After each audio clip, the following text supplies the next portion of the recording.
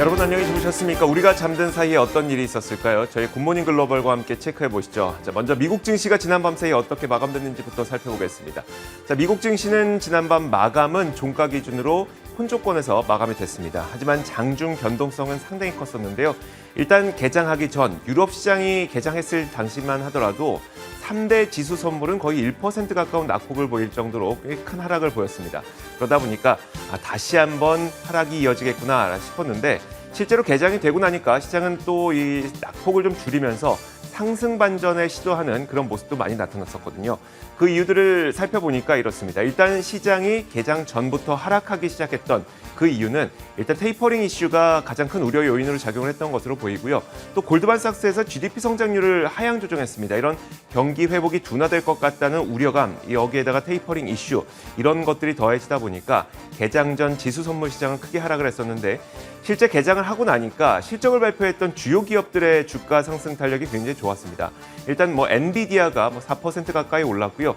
이 외에도 빅테크 기업들 가운데 마이크로소프트, 넷플릭스 같은 주요 기업들의 주가가 크게 상승하는 모습을 보여주면서 시장은 이 상승으로 좀 모습을 돌려가는 그런 움직임이 나타났습니다. 이런 가운데서도 이제 성장 둔화에 대한 우려감이 있다 보니까 국제 유가가 하락했거든요. 이 때문에 관련된 에너지 기업들은 에너지 섹터에 포함된 모든 기업들이 하락할 정도로 에너지 섹터는 지난밤 사이 좋지 못한 모습이었었고요. 자, 이외에도 호실적을 발표했지만 10% 급락했던 로빈후드라든지 호실적을 발표한 이후에 20%의 급등을 이뤄냈던 메이시스, 백화점 기업이죠. 이런 기업들 등 여러 가지 이슈들이 있었습니다. 그렇다면 지난밤 사이에 어떤 일들이 있었는지 자세한 마감 시황은 전채린 앵커가 전해드립니다. 네, 미국장 자세한 마감 상황 전해드리도록 하겠습니다. 먼저 3대 지수 마감 상황부터 확인해 보겠습니다. 전일 불거졌던 테이퍼링 우려 속에서 미증시는 오늘 역시도 일제히 하락으로 출발을 했었습니다. 그러다가 몇몇 상승 재료들을 주시하면서 결국에는 혼조로 거래를 마치는 모습이었는데요. 이번 주 공개됐던 FOMC 의사록에서 연준은 조기 테이퍼링에 대한 가능성을 시사했습니다. 여기에 대한 우려감이 오늘장에도 여전히 조금은 남아있는 모습이었었고요. 그렇기 때문에 다우지수는 하락으로 출발을 하면서 장중 내내 하방 압력을 받았습니다. 다만 이 중에서 세 차례의 반등 시도가 나오기도 했었는데 어떤 상승 재료들이 또 있었는지도 확인해 보도록 하겠습니다. 먼저 오늘 전해졌던 실업지표가 있었는데요. 지난주 실업보험 청구자 수는 전주보다 2만 9천 명 감소를 기록했습니다. 그러면서 34만 8천 명을 기록했는데 팬데믹이 시작되던 지난해 3월 중순 이후 가장 적은 수준을 다시 한번 달성해냈습니다. 그리고 전문가 예상치 역시도 하회하면서 이 고용시장의 회복세를 다시 한번 증명해내는 수치가 됐었습니다. 그리고 오늘 발표된 기업의 실적도 긍정적이었는데요.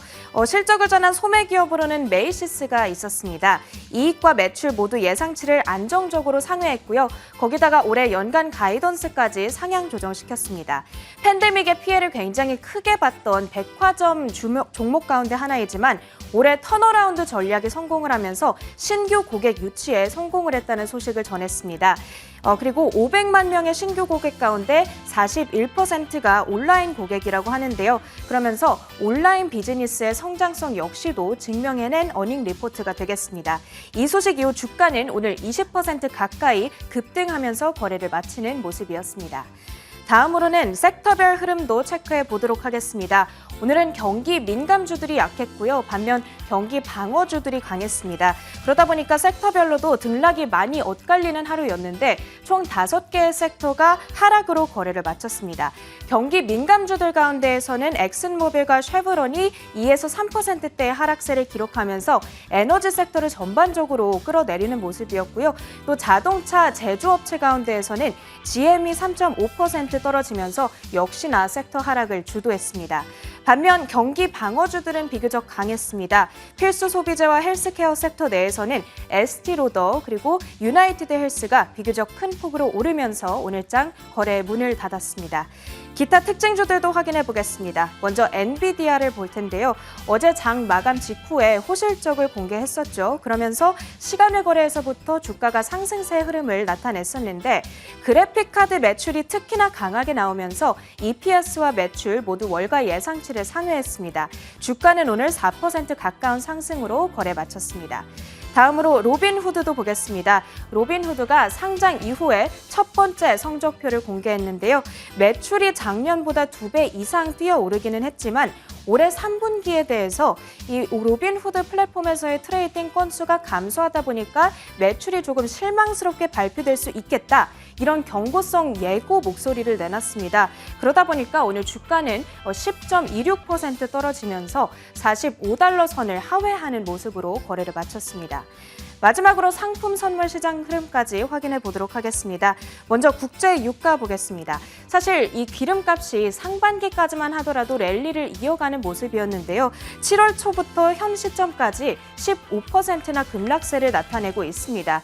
변이 바이러스의 확산 그리고 그에 따른 경제 활동 감소로 인해서 이 수요가 좀 부족할 거라는 전망이 나오고 있다는 분석 가장 지배적으로 나타나고 있습니다.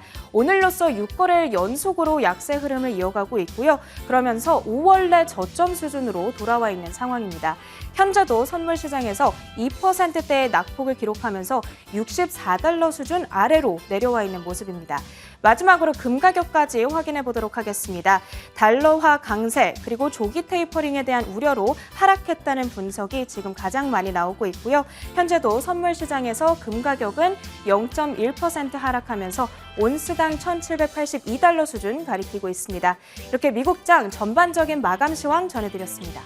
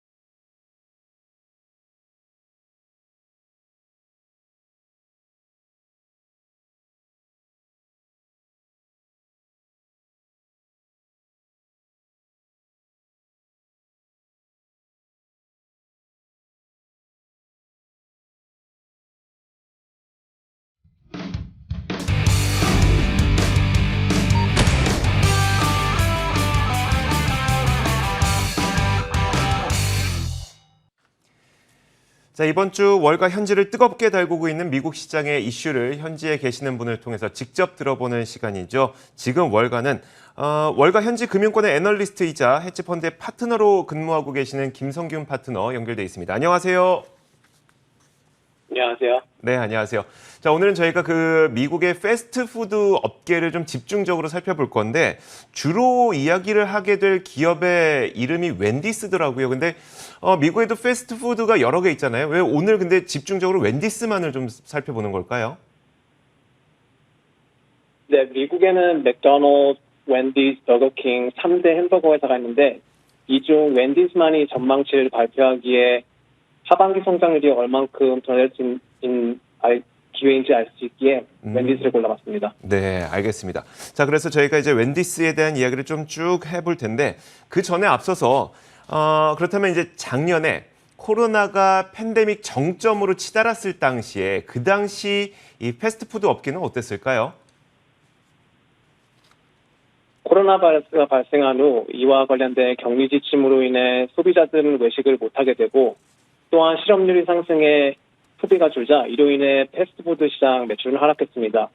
웬디스 같은 경우 상수통화 기준 동일 매장 매출은 2020년 1분기에는 전년 대비 동일하였고 2분기에는 전년 대비 6% 하락했습니다. 하지만 소비자들은 외식을 못하는 대신 배달 혹은 드라이브스루를 이용해 다시 소비를 하기 시작했고 또한 경기 부양 지원금이 소비로 이어져 이에 잘 준비된 패스트푸드 회사들은 다시 매출이 상승하기 시작했습니다. 웬디스 같은 경우 동일 매장 매출은 2020년 3분기에는 전년 대비 6% 상승하였고 4분기에는 5% 상승했습니다. 자, 이제는 이제 슬슬 코로나 팬데믹 기저효과는 사라지고 있는 상황이에요. 그러다 보니까 패스트푸드 업계에서도 어떤 변화가 감지되고 있지 않을까 이런 궁금증이 있을 텐데 이번 웬디스의 실적 발표에 대해서 그 월가 업계에서 주목하고 있는 이유는 뭘까요? 백신 접종 확대와 격리 지침 완화로 인해 소비자들 외식을 다시 시작하면서 패스트푸드의 다른 곳에서 외식을 함으로 인해 패스트푸드 시장 매출 성장률이 둔화될 것이라는 우려가 시작됐으나 계속되는 경기 부양 지원금과 기저 효과로 인해 매출 성장은 지속됐습니다. 웬디스 같은 경우 동일 매장 매출은 2021년 1분기에는 전년 대비 13% 상승했습니다. 하지만 최근 경기 부양 지원금이 중단됐고 델타 변이 확산하고 또한 기저 효과도 줄어들기에 패스트푸드 시장 매출 성장률이 둔화될 것이라는 우려가 다시 시작됐습니다. 또한 상품 가격과 인건비가 상승하며 영업이익률도 하락할 것이라는 의심도 더해졌습니다. 이리하여 웬디스의 실적 발표는 패스트푸드 시장 하반기 전망을 파악할 수 있는 기회에 의해 많은 투자자들의 관심을 갖게 되었습니다. 알겠습니다. 자, 안 그래도 저희도 그게 가장 궁금하거든요. 이제 이번 2분기 실적을 피크로 해서 이제 피크 아웃에 들어가는 거냐 이게 가장 궁금한 점인데 말씀하셨던 것처럼 이제 경기 부양 지원금이 중단될 것이고 델타 변이 바이러스도 확산되면서 그러면 이제 하반기는 좀 우리가 기대할 수 없나라는 우려감을 갖고 있단 말이에요. 자, 그러면은 그 웬디스는 가이던스를 제시하기 때문에 하반기에 그 전망을 좀 엿볼 수가 있다고 말씀하셨어요. 일단 2분기 실적 결과는 그럼 어땠을까요? 웬디스는 컨센서스 예상치를 상회하는 실적을 발표했습니다.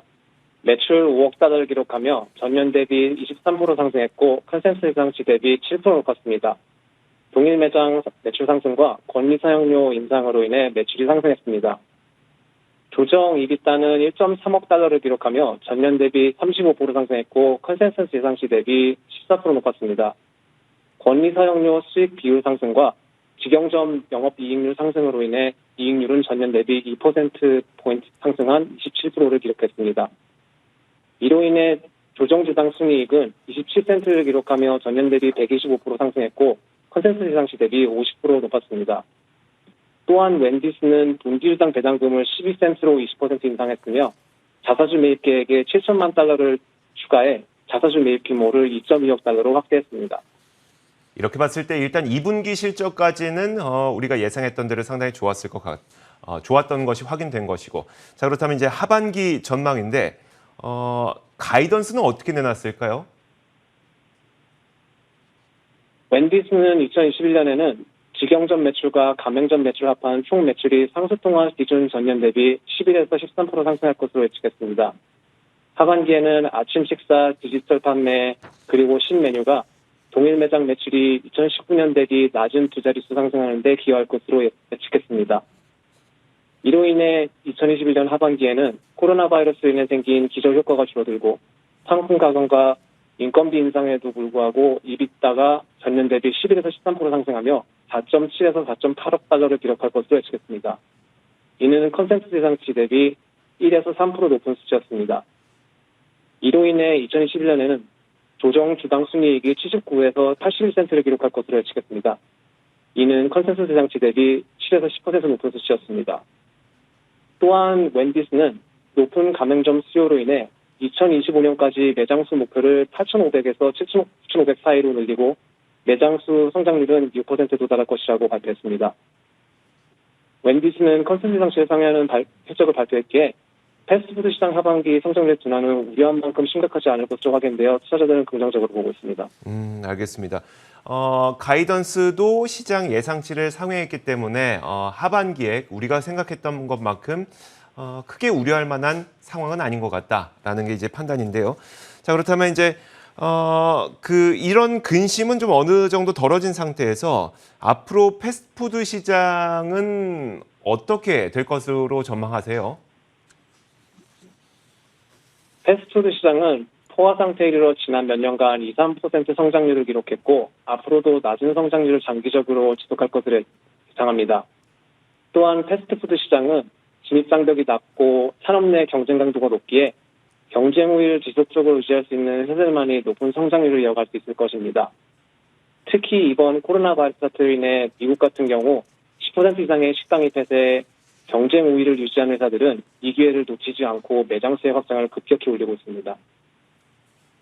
그렇다면 이 글로벌 패스트푸드 시장의 성장을 저해하는 방해 요소에 대해서 좀 설명을 해주시면 어떨까요? 단기적으로는 두 가지의 성장 방해 요소가 있습니다. 첫 번째는 델타 변이 확산입니다. 이로 인해 외식이 줄어들 수 있기에 배달과 드라이브스루 시설이 갖춰지지 않은 회사들은 투자하기 좋지 않습니다. 그리고 두 번째는 상품 가격과 인건비 인상입니다. 이로 인해 영업이익률이 하락할 수 있기에 직영점보다는 가맹점 비중이 높은 회사들이 더 투자하기 좋을 것 같습니다. 알겠습니다. 그러니까 우리가 하반기에 우리가 걱정했던 것만큼 그렇게 안 좋은 상황은 아닐 것이다. 다만 워낙 경쟁이 세고 그리고 성장이 큰 산업은 아니기 때문에 그 가운데서도 배달과 온라인 이쪽으로 강화하고 있는 기업에 투자하는 것이 좋을 것 같다라는 이야기를 들어봤습니다. 자, 지금까지 지금 월가는 김성윤 애널리스트와 함께 이야기 나눠봤습니다. 오늘 말씀 고맙습니다. 감사합니다.